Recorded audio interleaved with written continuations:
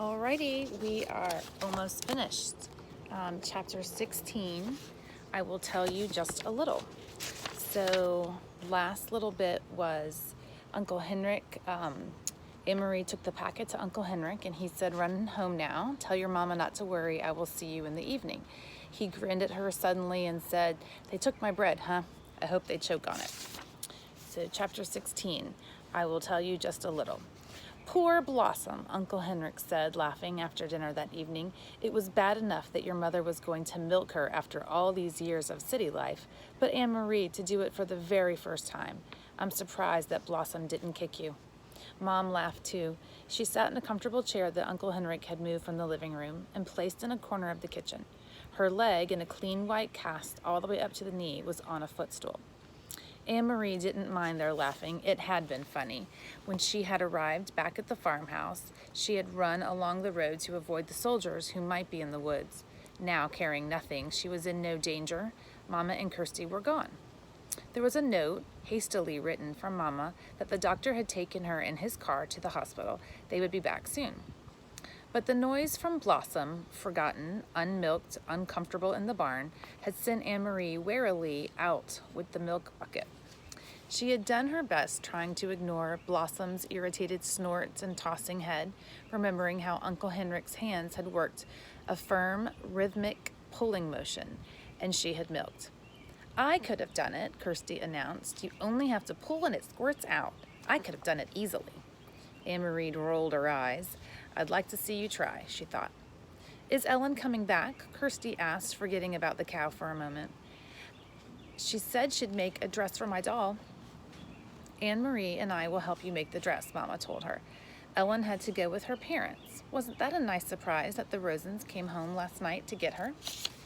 "She should have waked me up to say goodbye," Kirsty grumbled, spooning some imaginary food into the painted mouth of her doll that she had propped up on the chair beside her. "Anne-Marie," Uncle Henrik said, getting up from the table and pushing back his chair, "if you come with me to the barn, I'll give you a milking lesson. Wash your hands first." "Me too," said Kirsty. "No, not you," Mama said, "not this time. I need your help here since I can't walk well. You'll have to be my nurse." Kirsty hesitated, deciding whether to argue. Then she said, "I'm going to be a nurse when I grow up, not a cow milker, so I have to stay here and take care of Mama." Followed as usual by the kitten, Anne-Marie walked with Uncle Henrik to the barn through a fine misty rain that had begun to fall. It seemed to her that Blossom shook her head happily when she saw Henrik and knew that she would be in good hands again. She sat on the stack of hay and watched while he milked, but her mind was not on the milking. "Uncle Henrik," she said, where are the Rosens and the others? I thought you were taking them to Sweden on your boat, but they weren't there." "They were there," he told her, leaning forward against the cow's broadside. "You shouldn't know this. You remember that I told you it was safer not to know. But," he went on as his hands moved with their sure and practiced motion, "I will tell you just a little, because you were so very brave." "Brave?" Anne-Marie asked, surprised. "No, I wasn't. I was very frightened." "You risked your life." "But I didn't even think about that. I was always thinking of—" He interrupted her, smiling. "That's what brave is all about. Not thinking of the dangers, just thinking about what you must do. Of course you were frightened. I was too today. But you kept your mind on what you had to do, and so did I. Now let me tell you about the Rosens. Many of the fishermen have built hidden places in their boats. So have I. Down underneath, I only have to lift the boards in the right place, and there is room for a few people to hide. Peter and the others in the Resistance who work for him bring people to me, and to the other fishermen as well.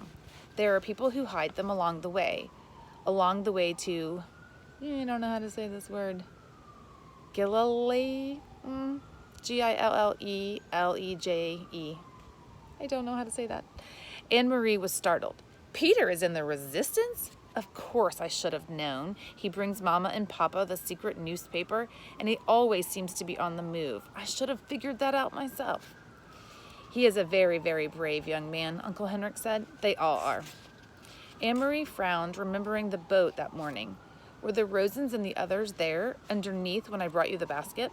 Uncle Henrik nodded. I heard nothing, Anne-Marie said. Of course not. They had to be absolutely quiet for many hours. The baby was drugged so that it wouldn't wake up and cry. Could they hear me when I talked to you? Yes, your friend Ellen told me later that they heard you, and they heard the soldiers who came to search the boat. Anne-Marie's eyes widened. Soldiers came? She said. I thought they went the other way after they stopped me. There are many soldiers, and all along the coast. They are searching all the boats now. They know that the Jews are escaping, but they aren't sure how, and they rarely find them. The hiding places are carefully concealed, and often we pile dead fish on the deck as well. They hate getting their shiny boots dirty. He turned his head toward her and grinned. Anne-Marie remembered the shiny boots confronting her on the dark path. Uncle Henrik, she said, I'm sure you're right that I shouldn't know everything, but please, would you please tell me about the handkerchief? I knew it was important, that packet. That's why I ran through the woods to take it to you. But I thought maybe it was a map. How could a handkerchief be important? He set his filled pail again aside and began to wash the cow's udders with a damp cloth. Very few people know about this, Anne-Marie, he said with a very serious look. But the soldiers are so angry about the escaping Jews and the fact that they couldn't find them. They have started using trained dogs.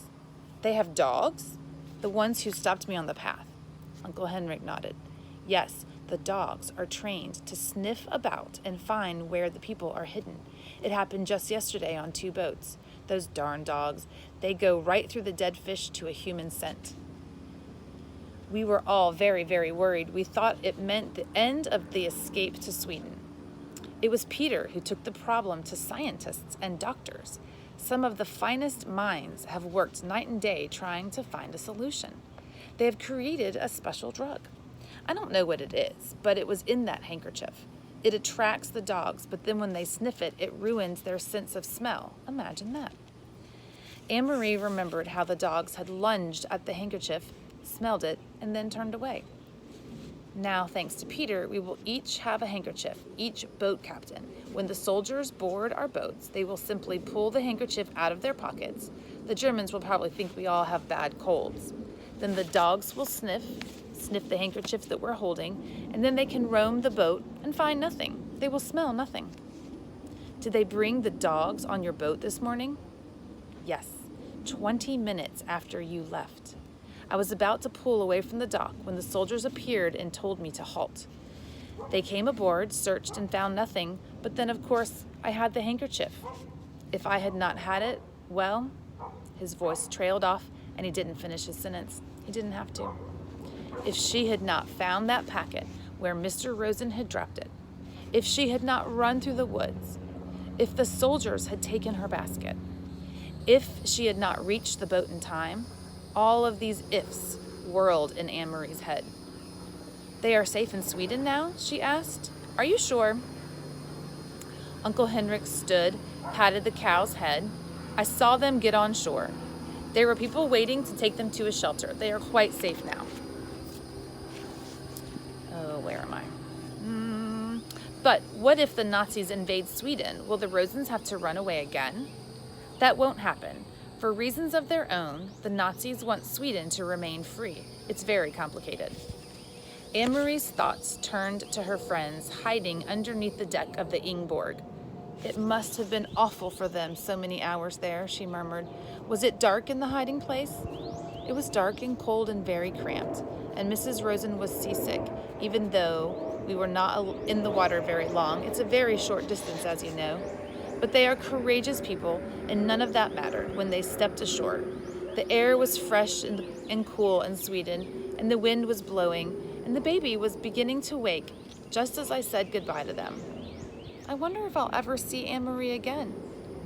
I wonder if I'll see Ellen again, Anne-Marie said sadly. You will, little one. You saved her life, after all. Someday you will find her again.